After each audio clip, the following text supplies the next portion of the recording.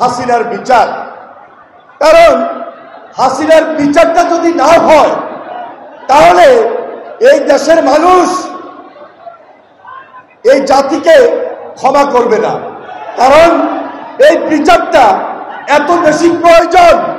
কারণ যে ফাঁসিবাদের বিরুদ্ধে লড়াই সংগ্রাম করতে গিয়ে আমরা বারবার নির্যাতিত হয়েছিলাম, আমরা বারবার ক্ষতিগ্রস্ত হয়েছিলাম, আমরা দেশের গণতন্ত্র হারিয়েছিলাম, দেশের স্বাভাবিক রাজনীতি নষ্ট করে দিয়েছিল। আজকে এই মুহূর্তে জুলাই বলে দিতে চায়, আগস্টে বলে দিতে চায়, অবিলম্বে হাসিনার বিচার দৃশ্যমান করতে হবে। জুলাই আবারও জানিয়ে দিতে চায়, শুধু সংস্কারই নয়, এই যে সংস্কার চলমান প্রক্রিয়া, তার এই সাথে সাথে এই দেশে একটা জনগণের সরকার, একটা নির্বাচিত সরকার খুব বেশি জরুরি হয়ে পড়েছে।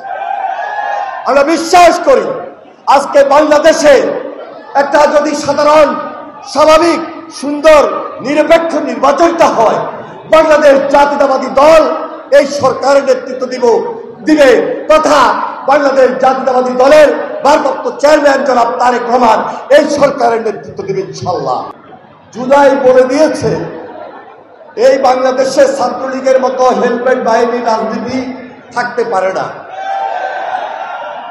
জুলাই জানিয়ে দিয়েছে জুলাইয়ের আন্দোলনের কারণে শেষ পর্যন্ত শেখ হাসিনার মতো ফ্যাসিস্ট পালিয়ে যেতে বাধ্য হয়েছে।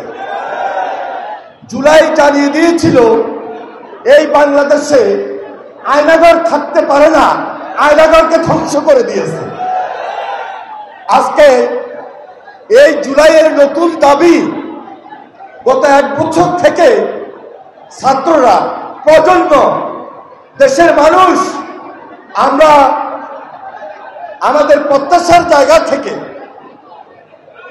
এই অন্তর্বর্তীকালীন সরকারকে বারবার অনুরোধ করেছি, অত্যাচারিত, নির্যাতিত হয়ে তারপরেও তারা এই রাজপথে থেকে শেষ পর্যন্ত সর্বশেষ জুলাই আন্দোলনে এই বাংলাদেশ জাতীয়তাবাদী ছাত্রদল একটা গৌরবান্বিত ঐতিহ্যবাহী ইতিহাস স্থাপন করেছিল।